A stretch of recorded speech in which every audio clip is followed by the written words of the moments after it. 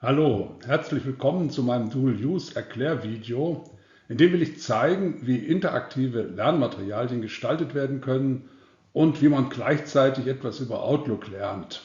Deshalb ist der Titel auch Interaktive KI-Unterstützung für Outlook E-Learning.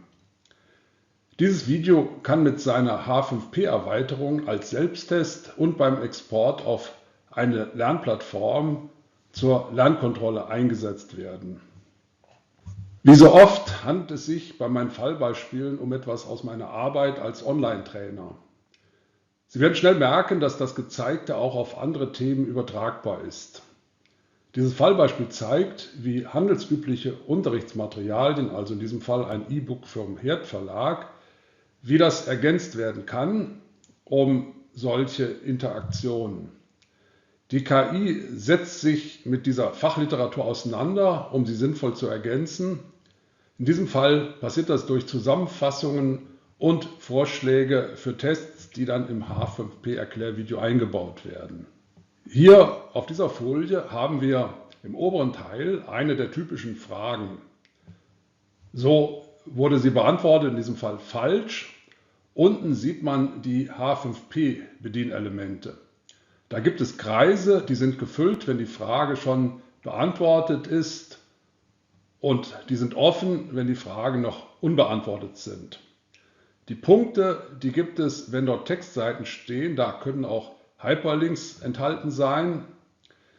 Es gibt auch noch eine Schaltfläche für das Einschalten von Sprachen, wenn das eben mit Untertiteln versehen ist, dieses YouTube-Video. In diesem Fall hier nicht, weil das ist nicht bei YouTube oder das ist nicht ursprünglich für YouTube produziert. Die Ansicht dieser Leiste, die muss gegeben sein, wenn man das Video so nutzen möchte. Ohne diese Leiste hat man eben kein H5P-Video. Das überlagert ja das eigentliche Video. Damit das klar ist, wie man es startet, habe ich den Link hier nochmal eingeblendet und gelb hinterlegt. Manche meiner Teilnehmer, auch hier in diesem Fall, die begrüße ich gelegentlich auch persönlich zu Videopräsenzkursen, die ich ja immer noch ausführe.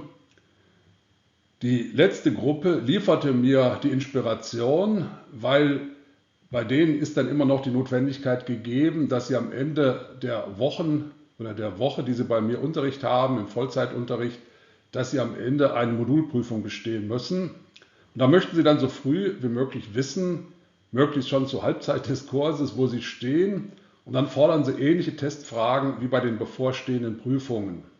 Damit kann man dann selbst einschätzen, ob Outlook oder die anderen Themen, die ich unterrichte, dann auch sitzt. Hier haben wir dann auch die Lösungen, die werden angezeigt. Wenn man einen dieser Quizblöcke absolviert hat, dann sieht man die Fragen und auch die richtige Antwort. Dieses Video, das steht den Kursteilnehmern meines Kurses zum Erlernen von H5P in Zusammenhang mit KI zur Verfügung.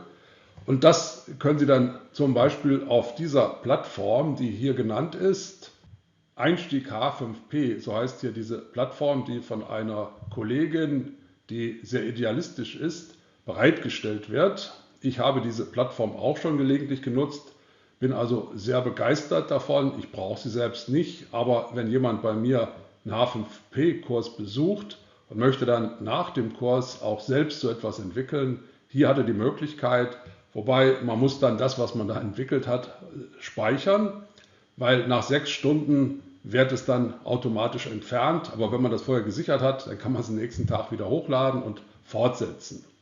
Ich habe diese Plattform dann auch vom Copilot einschätzen lassen. Ich kenne die ja schon länger, den Copilot gibt es ja seit ein paar Wochen.